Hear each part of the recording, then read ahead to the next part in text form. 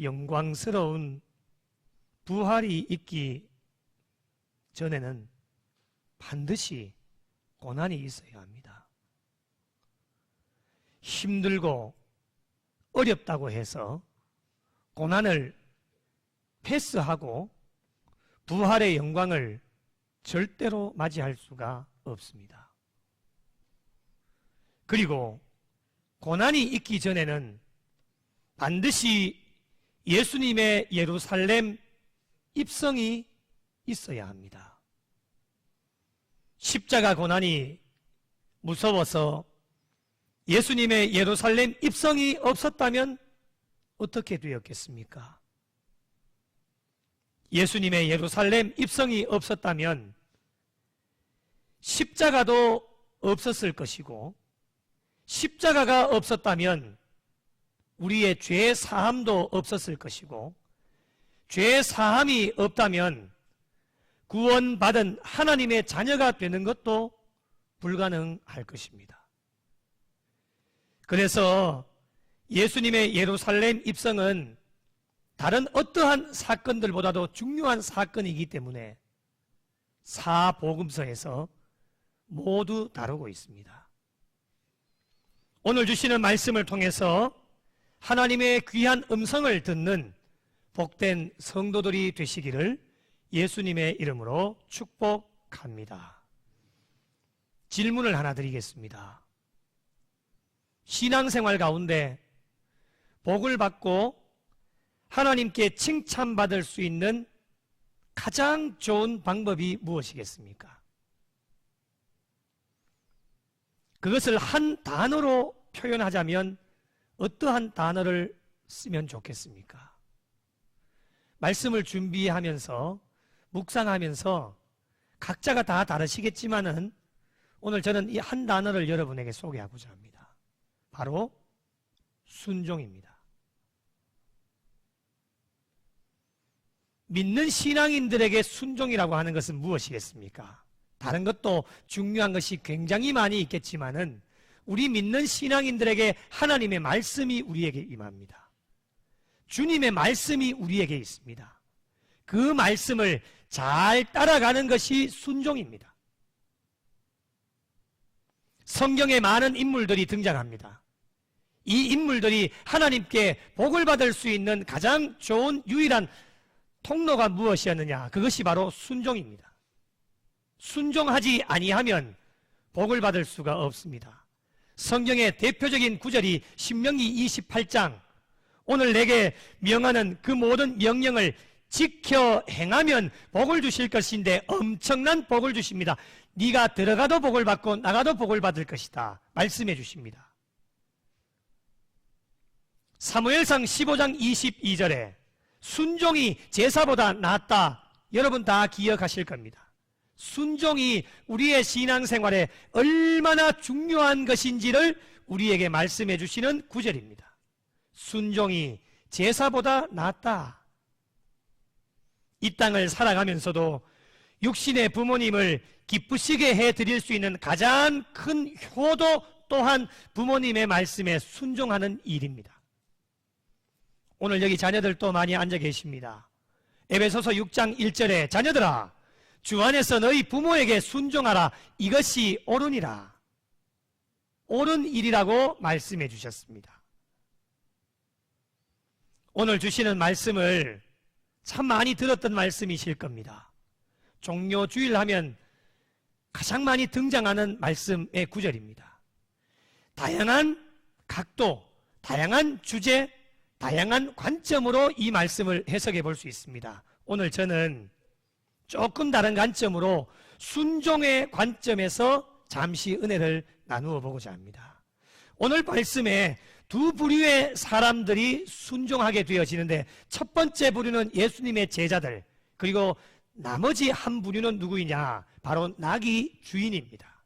가장 먼저 제자들의 순종의 모습을 한번 살펴보겠습니다. 예수님께서 제자 중 둘을 보내시면서 명령한 것이 있습니다. 오늘 본문에 세 가지 명령을 내리십니다. 첫 번째 명령은 맞은편 마을로 가라. 두 번째 명령은 풀어 끌고 오라. 세 번째 명령은 예수님께서 일러주신 말씀인데 주가 쓰시겠다 하라. 이 세 가지 명령을 제자 중 둘을 보내시면서 명령해 주셨습니다. 이 주님의 말씀에 제자들이 어떻게 했습니까? 결론부터 말씀드리면 순종했습니다. 그런데 여러분, 순종하는 일에도 단계가 있다고 생각을 합니다. 우리 신앙생활과 그리고 신앙의 성숙도 단계가 있는데 그 단계가 올라가면 올라갈수록 훌륭한 신앙인이다 라고 이야기를 합니다. 첫 번째 명령, 맞은편 마을로 가라. 예수님의 명령입니다. 첫 번째 단계, 1단계 순종입니다. 예수님의 명령 굉장히 쉽습니다. 가기만 하면 됩니다. 맞은편 마을로 가라. 이것마저도 하지 못한다라면 우리의 신앙생활에는 성숙의 첫 번째 단추를 채울 수가 없습니다. 그래서 여러분, 가장 쉬운 명령이기도 합니다. 가기만 하면 됩니다. 책임은 하나님이 다 지십니다. 이게 우리의 원론적인 신앙의 삶입니다. 두 번째 명령, 풀어 끌고 오라 명령하십니다. 첫 번째 명령보다는 조금 더 어려운 것 같습니다. 그래서 1단계 명령에서 이제 풀어 끌고 오라고 하는 것은 2단계 명령으로 한 단계 업그레이드 되어진 순종이라고 볼 수 있습니다. 그 이유가 무엇이겠습니까? 2절 말씀을 보시면 아무도 타보지 않은 나귀 새끼가 매여 있는 것을 보는데, 여러분 상상해 보건대 분명히 이 매여 있는 나귀 새끼의 주인이 있을 것입니다. 그런데 그 나귀를 풀어 끌고 오라고 명령을 하시는데 이 명령에 순종한 제자들의 모습을 보면 첫 번째 단계를 한 단계 뛰어넘어서 두 번째 단계의 순종입니다. 세 번째 명령을 보시겠습니다. 주가 쓰시겠다 하라. 여러분 6절 말씀해 보니까 예수님께서 이르신 대로 말하게 되는데 마지막 세 번째 단계의 순종입니다. 5절 말씀을 보실까요? 거기 서 있는 사람 중 어떤 이들이 이르되 나귀 새끼를 풀어 무엇 하려느냐 묻습니다. 예상했던 대로 주인이 있었습니다. 그럼에도 불구하고 제자들은 예수님께서 이르신 대로 주가 쓰시겠다 하라 이것을 주인에게 말하게 되어집니다. 예수님의 말씀에 순종하게 되어집니다. 여러분, 이것이 복을 받을 수 있는 비결입니다. 예수님께서 제자 중 둘을 보내시면서 세 가지 명령을 해주시는데 여러분, 제자들에게도 생각이 있었지 않겠습니까? 사람은 생각의 동물입니다. 생각하는 것 자유입니다. 당신 왜 그렇게 생각하세요? 이렇게 이야기할 수 없습니다. 누구나 다 생각할 수 있습니다. 이 제자들에게도 생각이 있었을 것입니다. 그러나 제자들은 자신의 생각, 그 어떠한 것도 요만큼도 자신의 생각과 계획과 뜻을 드러내지 않고 예수님의 말씀이시기 때문에 순종하게 되어집니다. 여러분, 이것이 하나님께서 우리에게 원하시는 순종입니다. 온전한 순종은 100% 순종은 우리의 생각과 뜻과 계획이 들어가지 않습니다. 우리의 생각과 계획과 뜻이 들어가면 하나님의 뜻이 희석되어집니다.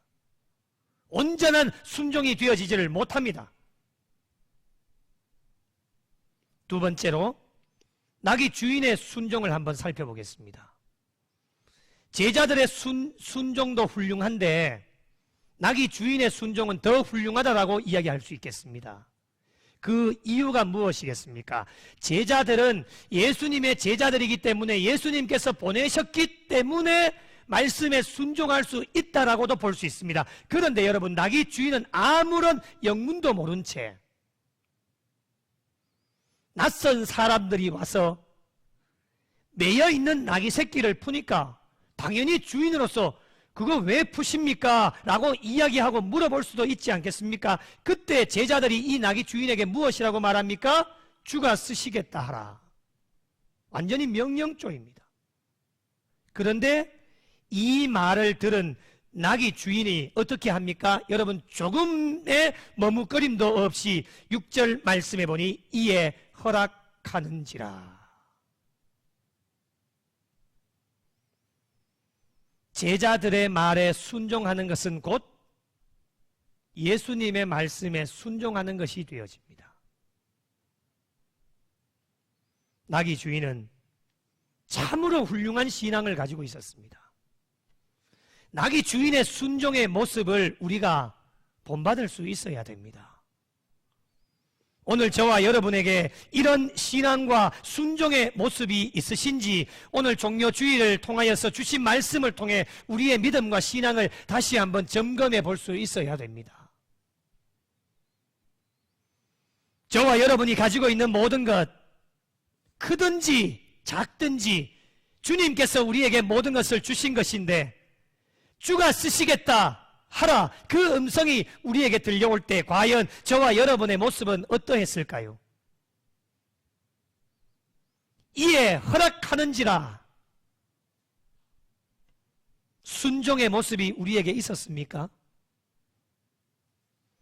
실질적인 주인은 따로 있는데 내 것인 양 주인 노릇할 때가 얼마나 많이 있었습니까? 건강, 지식, 능력, 물질, 심지어는 내 생명까지 내 것이 아닙니다. 모든 것이 하나님의 것인데 주님을 위해 쓰라고, 하나님의 나라를 위해 쓰라고 우리에게 허락해 주셨는데 주가 쓰시겠다 하라, 이런 음성이 들려올 때에 우리의 마음은 어떻습니까? 이것저것 견주어 보고 따지는 것이 왜 그렇게 많습니까? 당장 나에게 움켜잡고 있던 것이 없어지니까 손해볼 것 같기도 하고 해서 내가 못 쓰면 어떻게 할까 걱정하고 염려하고 근심하게 되어지니까 100% 온전한 순종이 되어지지를 못합니다. 주님께서 쓰시겠다고 명령하실 때에 낙이 주인처럼 기꺼이 내어놓을 때에 그것이 우리에게 있는 것이 크든지 작든지 보잘것없는 아무런 볼품 없는 낙이 새끼도 예수님이 올라타시게 되는 하나님의 영광을 누리게 되었습니다. 사랑하는 성도 여러분, 종료 주일을 맞이하는 저와 여러분에게 제자들과 낙이 주인에게 있는 순종의 모습이 우리에게 있으십니까? 맞은편 마을로 가라. 가면 됩니다. 이렇게 쉬운 것도 왜 하지를 않으십니까? 가면 됩니다. 그런데 우리는 어떻습니까? 주님, 왜 가야 됩니까? 왜 가야 됩니까? 거기 가서 뭐 해야 됩니까? 나 지금 피곤한데요. 가기 싫어요. 다른 사람 보내세요. 가면 됩니다. 왜 그렇게 궁금해 하십니까? 주님이 아무런 목적 없이 생각 없이 그렇게 보내시는 줄 압니까? 다 뜻이 계시고 목적하시는 바가 있기 때문에 가라는 겁니다. 가시면 됩니다. 풀어 끌고 오라 말씀하시면 주인하고 상관없이 순종하면 됩니다. 주님께서는 낙이 주인이 순종할 것을 미리 알고 계셨기 때문에 우리가 그런 거 신경 쓸 필요가 없습니다. 낙이 주인이 못 끌고 가게 하면 어떻게 하지? 낙이 주인한테 한 대 얻어맞으면 어떻게 할까? 도둑으로 몰리면 어떻게 할까? 그런 걱정할 필요가 전혀 없습니다. 이미 주님은 이 낙이 주인이 이에 허락하는지라 뒤돌아보지 않고 허락할 것을 주님이 이미 다 알고 계셨기 때문에 풀어 끌고 오라 말씀하신 겁니다.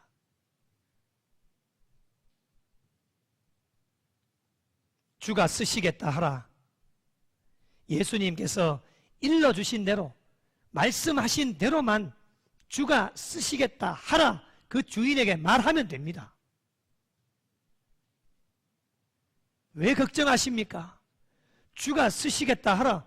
당신 지금 무슨 소리 하는 거야? 이건 내 건데 주가 누구야?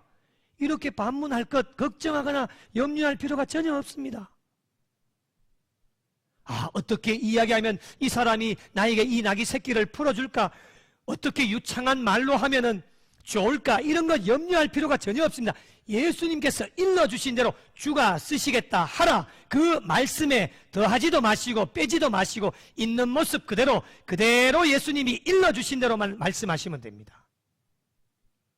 우리는 너무 생각이 많고 너무 걱정이 많아서 예수님 말씀에 더하기도 하고 빼기도 하고 자기가 뭐 잘하는 것처럼 그렇게 하실 필요 전혀 없습니다.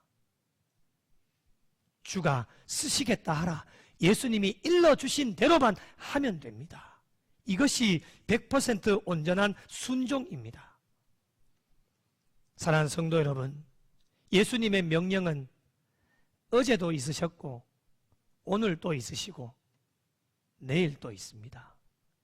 명령에는 다른 생각하지 마십시오. 순종입니다. 종려주의를 맞이하는 저와 여러분의 순종의 모습과 오늘 말씀을 통해 살펴본 제자들과 나귀 주인의 순종의 모습을 꼭 한번 비교해 보시고 이 고난주간 한 주간 동안에 정말 하나님이 기뻐하시는 순종의 모습이 어떠한 것일까? 십자가를 깊이 묵상하시면서 다시 마음에 깊이 새기시고 이번 한 주 동안에도 주님이 어떠한 명령을 우리에게 주셔도 토달지 마시고 근심하거나 걱정하지 마시고 예수님이 일러주신 대로 예수님이 말씀해 주신 대로 부족하고 연약하지만 순종하는 마음으로 나아가면 하나님께서 기뻐하시고 하나님 예비하신 은혜와 복을 저와 여러분 모두에게 허락하여 주실 줄로 믿습니다. 나의 가진 모든 것을 하나님의 영광을 위해 하나님 나라를 위해 교회를 위해 주가 쓰시겠다 말씀하실 때에 아낌없이 내어드릴 수 있는 헌신자들이 되셔서 지금까지도 우리 교회와 성도들이 쓰임받으셨던 것처럼 앞으로도 더 귀하게 쓰임받으셔서 주님의 십자가 고난에 적극적으로 동참하고 주님 십자가 질 수 있느냐 물어보실 때에 기쁜 마음으로 예 주님 제가 주님의 십자가를 지고 가겠습니다. 주님 부족하고 연약하지만 마음껏 사용하여 주옵소서. 이 기도의 제목을 하나님 앞에 올려드리셔서 이번 한 주간 동안에도 하나님께 영광 돌리고 주님의 십자가를 꼭 묵상하고 기억하시면서 주님의 어떠한 명령도 순종함으로 하나님 앞에 기쁨이 되실 수 있는 우리 구미영락교회에 속한 모든 성도들이 되시기를 예수님의 이름으로 축원합니다.